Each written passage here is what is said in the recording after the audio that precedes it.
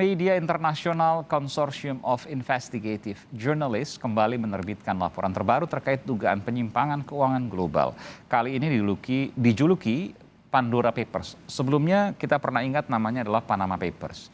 Sejumlah pemimpin disebut mulai dari presiden, perdana menteri hingga miliarder di sejumlah negara. Dan yang mengejutkan, 2 menteri di pemerintahan Indonesia, pemerintahan kabinet Jokowi, juga disebut. Seperti apa tindak lanjut dari laporan ini? Kita akan berbincang dengan Kepala PPATK periode 2002-2011, Yunus Hussein, dan juga jurnalis majalah Tempo, Raimundus Rikang. Selamat malam Bapak-Bapak.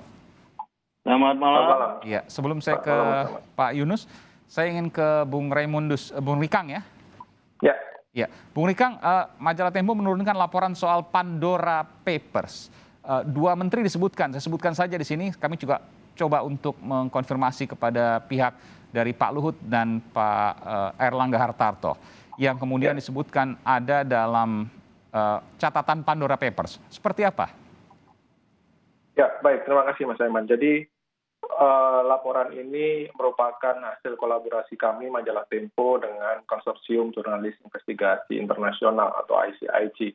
Ini merupakan proyek kolaborasi yang terbesar karena melibatkan 600 jurnalis dari 150 media dan di 117 negara. Jadi Tempo termasuk salah satunya di situ.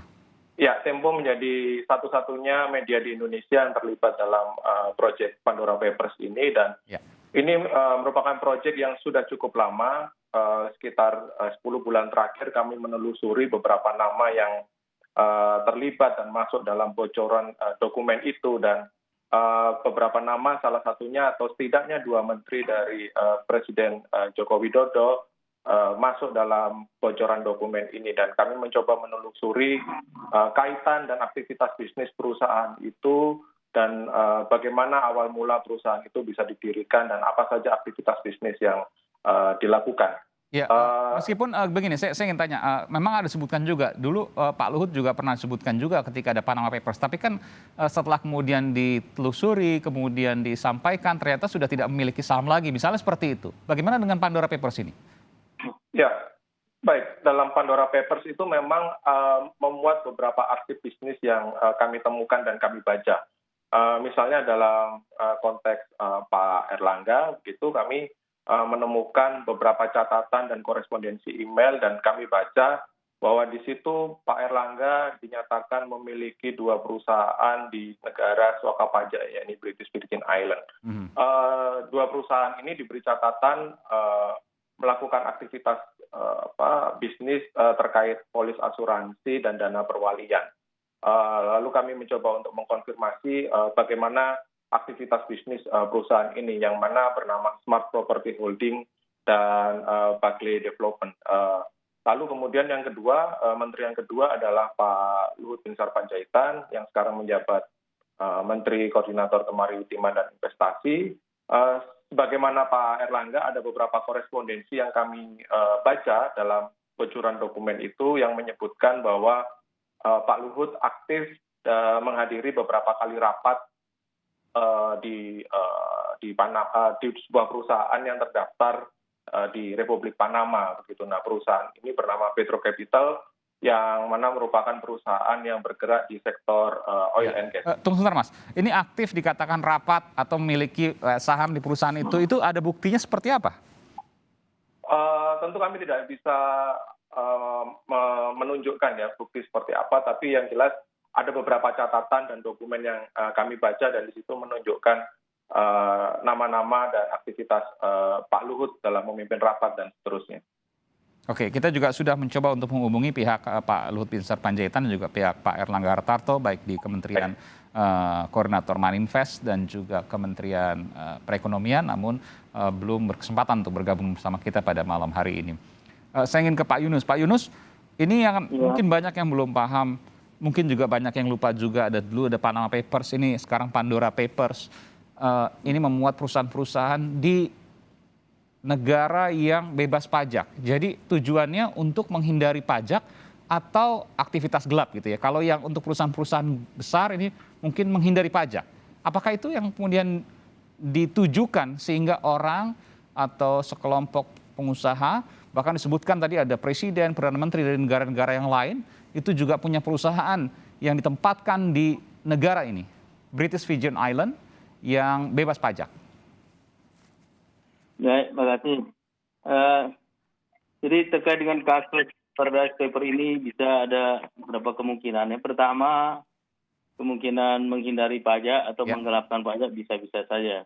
Memang dulu saya banyak lihat mereka buka perusahaan di luar, itu dalam rangka transfer pricing misalnya, kemudian menghindari pajak ya, itu banyak terjadi. Apalagi kalau dia buat di British Virgin Island ya, yang sangat mudah sekali ya. Di mana di sana perusahaan itu lebih banyak dari penduduknya sendiri. Penduduknya cuma karena nggak ada pajak. Ya, perusahaan lebih banyak dari jumlah penduduk di sana. Alamatnya hampir sama saja, ada di Tortilla Street gitu ya. Jadi kemudian pertama itu. Jadi kalau pengusaha Indonesia buka di luar, bukan dia hebat-hebat benar ekspansi, belum tentu. Ada dengan transfer pricing misalnya. Nah kalau dikaitkan dengan itu, kalau tadi misalnya sumbernya sah. Kalau sumbernya tidak sah, itu namanya pencucian uang. Ini dia pakai modus campuran ya. Salah satu modus yang paling banyak dilakukan di dunia itu namanya concealment within business structure. Sembunyi di balik bisnis atau korporasi yang dia kendalikan ya. Nah ini satu bentuk yang saya simpulkan dulu. Motivasinya dua nih. Yang pertama adalah menghindari pajak. Yang kedua pencucian uang, money laundering. Nah, kalau sumbernya tidak sah ya, ilegal, itu jadi cuci uang. Nah, cuci uang ini dia menggunakan modus yang sudah kombinasi kalau menurut saya. Modus pertama yang paling banyak dilakukan adalah concealment within business structure. Jadi penelitian dari himpunan PPATK sedunia, Egmont Group namanya, terus yang banyak dipakai di dunia. Kemudian modus lain yang juga banyak dipakai adalah yang namanya, kalau kita sederhanakan namanya offshore conversion. Kalau di sana disebut dalam bahasa Inggris itu exploiting international jurisdiction issues ya, exploiting international jurisdiction issues ya, atau boleh kita sebutkan offshore conversion, memanfaatkan kemudahan-kemudahan di negara lain, buat perusahaan pajaknya ringan, kerahasiaannya ketat, kemudian judi diperbolehkan seperti Singapura, Malaysia, ini juga salah satu modus. Jadi kalau saya lihat modusnya, kalau itu sumber tidak sah, cuci uang dengan modus concealment within business structure, plus tadi memanfaatkan kemudahan di negara lain atau offshore conversion. Nah, bagaimana sikap pemerintah? Dari dulu pemerintah berjanji. Dulu waktu Panama Paper kan, beliau juga disebut. Ada juga pimpinan BPK, ada pengusaha. Katanya pajak mau meneliti, menelusuri. Saya nggak tahu hasilnya gimana. Seharusnya pemerintah menelusuri dan minta bantuan PPATK bisa juga. PPATK dengan Egmont Group yang anggotanya 161 negara bisa memberikan informasi kalau diminta keluar ke counterpartnya.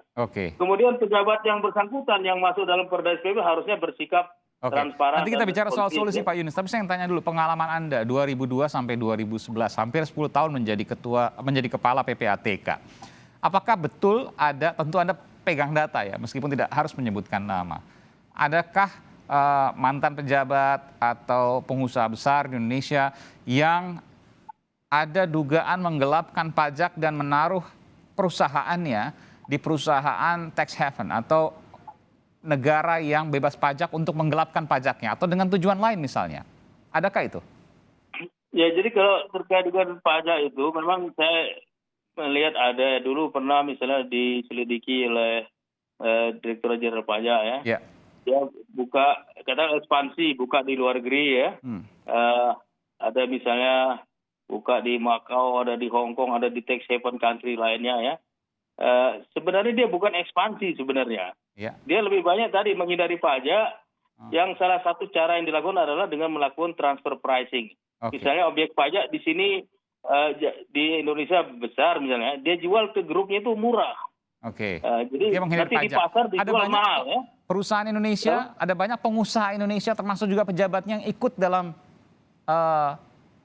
kong kali kong seperti itu? Dulu pernah kami lihat beberapa perusahaan sawit lakukan seperti itu ya.